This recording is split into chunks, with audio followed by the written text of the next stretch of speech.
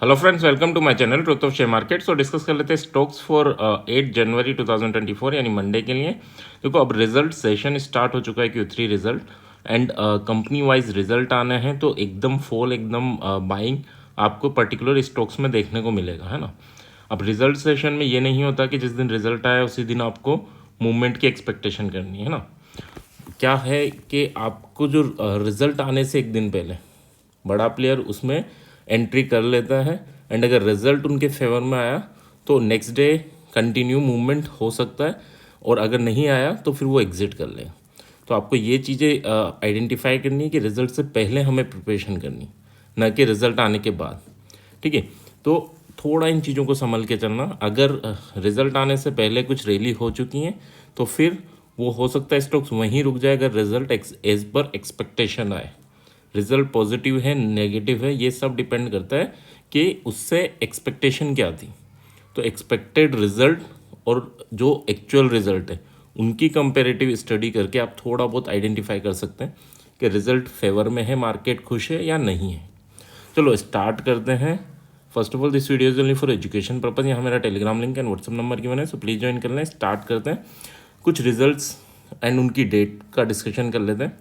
तो HDFC AMC अगर हम बात करें तो 11 जैन को आना है एंड इन्फोसिस यानी IT सेक्टर में 11 Jain, Tata consultancy TCS 11 Jain and Wipro HDFC life insurance ये 12 जैन को, यानी 11-12 को हम IT सेक्टर पे नज़र रख सकते हैं। 11 जैन को आएगा तो 10th को आपको प्रिपरेशन करनी है कि किस वे में रिजल्ट आ सकता है ना।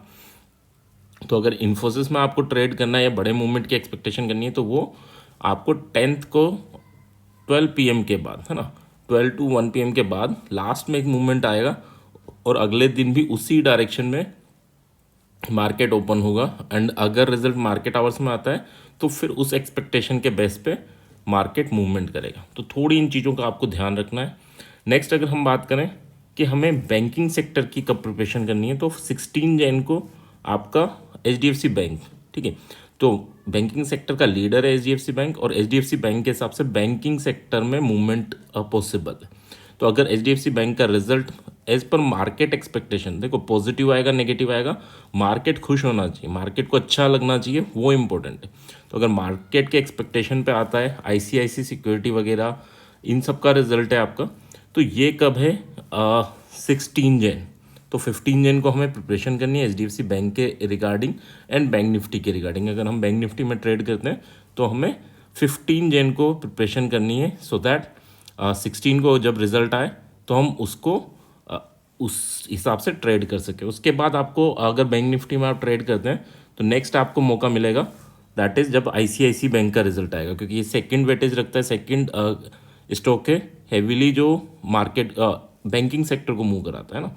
तो ये कब आएगा, 20 जैन को आएगा। तो 19 जैन को हमें रेडी रहना है कि वैसे तो जो HDFC बैंक का रिजल्ट आता है उसी के हिसाब से ये पहले ही मूवमेंट स्टार्ट कर देते हैं ना, बट फिर भी इनके पर्टिकुलर स्टॉक का रिजल्ट इंपॉर्टेंट फैक्टर रखता है एंड उसके हिसाब से स्टॉक्स में मूवमेंट आप देख सकते हैं। सो ये कब आएगा, 20 जैन को ये आपको ये मिलेगा, ठीक है।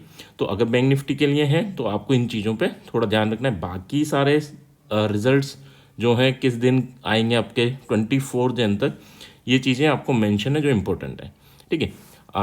इसका स्क्रीनशॉट ले लेना सो दैट आपको क्लियर रहे किस दिन क्या रिजल्ट आना है, उसके हिसाब से आप प्लान कर सकें। चलो अब स्टार्ट करते हैं हमारी नॉर्मल एनालिसिस। नॉर्मल एनालिसिस में क्या है कि HDFC बैंक की बात करूं तो ये इंपॉर्टेंट लेवल पे बार बार सपोर्ट ले रहा है। इंपॉर्टेंट लेवल क्या है हमारे पास, तो इंपॉर्टेंट लेवल है 1669। अगर ये 1669 जब तक नहीं टूटता, ब्रेक नहीं होता, तब तक बेरिश मार्केट की हम एक्सपेक्टेशन नहीं करेंगे। बट यहाँ पर एक कैंडल अगर आप देख पा रहे हैं तो काफ़ी स्ट्रॉन्ग बेरिश कैंडल बनी है, और अगर ये लेवल टूटता है तो क्या होगा, एक W पैटर्न फॉर्मेशन होगा और मार्केट अच्छा खासा बुलिश आपको होता हुआ देखने को मिलेगा। ये क्या होगा, रिजल्ट के बाद होगा? नहीं, रिजल्ट से पहले ही एक एक्सपेक्टेड रैली आपको देखने को मिलेगी 1-2 दिन पहले ही, और उसमें आपको पता लग जाएगा कि मार्केट ऊपर जाना है या नीचे आना है। HDFC बैंक के लिए लेवल की बात कर लेते हैं। 1685 अगर टूटता है तो 1695 एंड 1702 ये इंपॉर्टेंट लेवल होने जा रहा है। और यहाँ पर अगर मैं SL की बात करूँ तो 1679 का आपका SL रहेगा। 1677 अगर टूटता है तो फिर आपको 1669 और देन 1660 तक का की प्रॉफिट बुकिंग देखने को मिलेगी। 1669 टूट जाए और इसके नीचे अगर कंसोलिडेशन होता है तो फिर आपको हेवी फॉल देखने को मिल सकता है इन एचडीएफसी बैंक। एसएल की बात करूं तो एसएल यहाँ पर 1682 का रहेगा फॉर सेलिंग साइड। ये आपके हार्ड एसएल है। सॉफ्ट एसएल की बात करें 15 मिनट की कैंडल कोई सा भी लेवल तोड़ती है तो उसका लो आपका सॉफ्ट एसएल रहेगा और ब्रेकडाउन करती है तो उसका हाई आपका सॉफ्ट एसएल रहेगा। सॉफ्ट एसएल हार्ड एसएल में जो बड़ा हो जो छोटा हो हमें वो यूज़ करना है। ठीक है, गैप अप ओपन होता है, यहाँ टकराते हैं, फिर जाना स्टार्ट करता है तो हम बाय करेंगे। इस रेंज में वापस फंस जाता है तो हम सेल करेंगे for lower level. Gap down open होता है, यहाँ टकरा के नीचे जाने लगता है तो हम सेल करेंगे और यहाँ इस रेंज में वापस चला जाता है तो हम बाय करेंगे फॉर दिस लेवल। ठीक है, हर लेवल इंपॉर्टेंट है, जितनी भी एनालिसिस है हर लेवल इंपॉर्टेंट है। तो लेवल उतना ही स्ट्रॉन्ग रेजिस्टेंस एंड सपोर्ट रहेगा जितना ये लेवल्स है ना। चलो नेक्स्ट बात कर लेते हैं। So that is our axis bank. Axis bank की बात करें तो 2 दिन से काफ़ी अच्छा मूवमेंट इसने दिया है। अब देखना ये है, देखो एचडीएफसी के रिजल्ट का इम्पेक्ट सारे बैंकिंग सेक्टर पे होगा, यानी आईसीआईसी पे भी होगा, आपका एक्सिस पे भी होगा। एक्सिस के लिए लेवल क्या है, 1140 अगर टूटता है तो 1152.8 एंड 1166 तक की रैली आपको देखने को मिल सकती है। यहाँ अगर बात करूँ एसएल की तो एसएल आपका होगा 1134। 1133 अगर टूटता है तो आपको 1121 एंड 1113 तक का प्रॉफिट बुकिंग देखने को मिल सकती है। यहाँ पर आपका एसएल होगा 1138। ये आपके हार्ड एसएल है। सॉफ्ट एसएल छोटे हों तो नो डाउट उन्हें यूज़ करना है।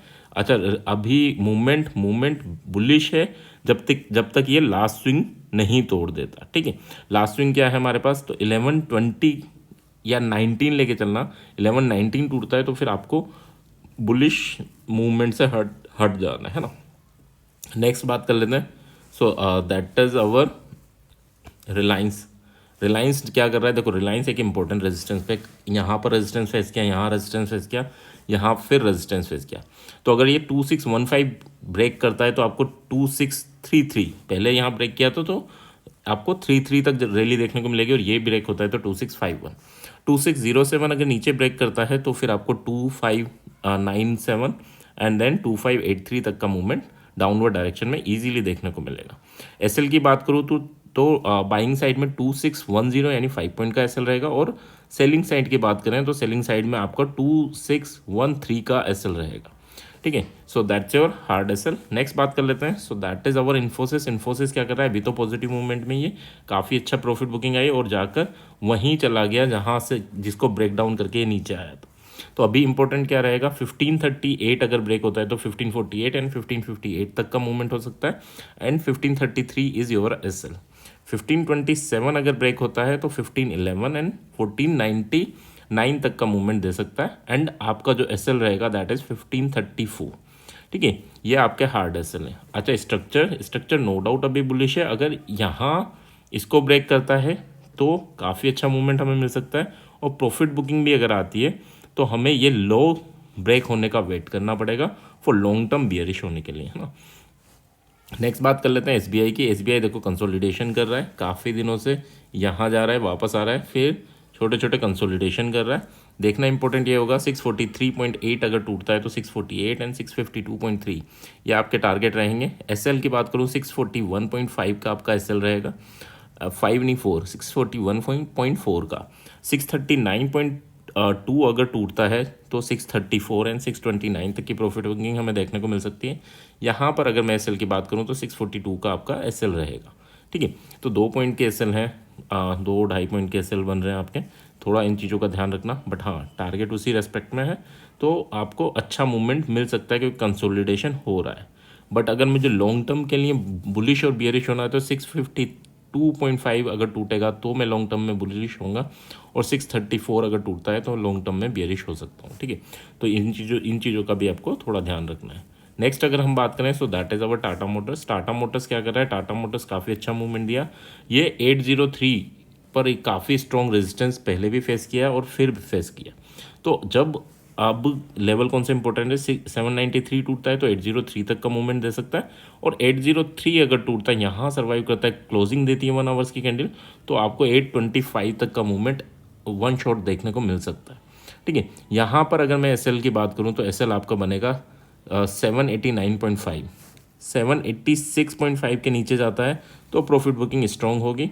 कहाँ तक की 772 एंड 754 तक की प्रॉफिट बुकिंग आपको देखने को मिल सकती है इन टाटा मोटर्स। यहाँ पर अगर मैं एसएल की बात करूँ तो एसएल आपका 792 का रहेगा, ठीक है।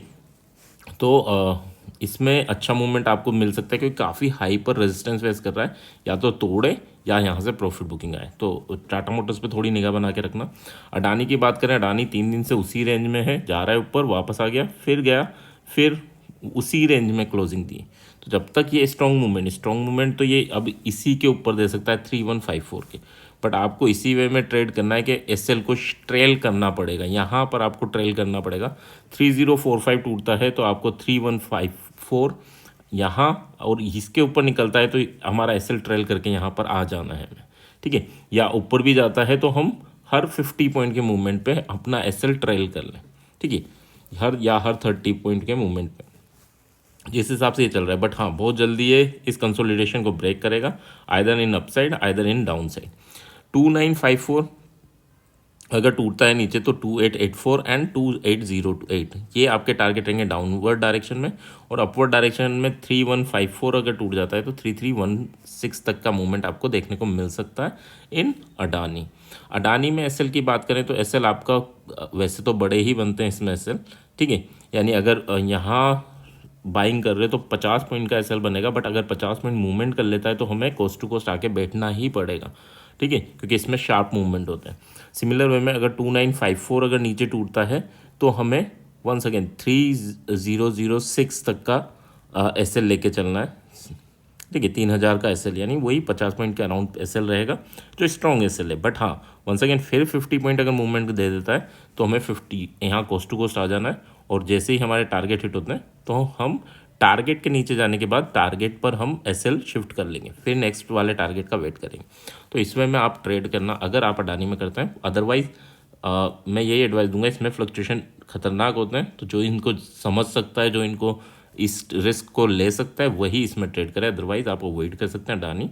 बाकी स्टॉक्स के लेवल क्लियर हैं, एसएल क्लियर हैं। अगर क्लियर हैं तो please like and comment. Thank you.